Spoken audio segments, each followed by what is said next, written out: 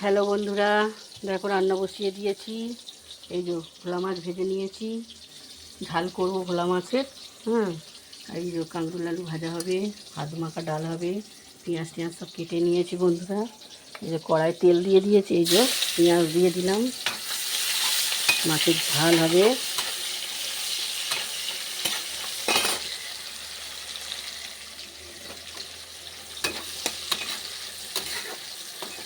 মাছের ঝাল হবে, পেঁয়াজটা লাল লাল করে ভেজে নেবো বন্ধুরা।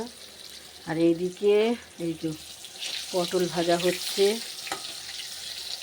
ঠিক আছে। এই যে কিছুটা হয়ে গেছে পটল ভাজা, দেখতে পাচ্ছ বন্ধুরা। আর এদিকে ভাত হয়ে গেছে, ঠিক আছে বন্ধুরা। ভিডিওটা যদি ভালো লেগে থাকে লাইক কমেন্ট শেয়ার করে দিও বন্ধুরা। আমার ইউটিউব বন্ধুরা একটা সাবস্ক্রাইব করে দেবেন। আবার নেক্সট রান্নার ভিডিও নিয়ে চলে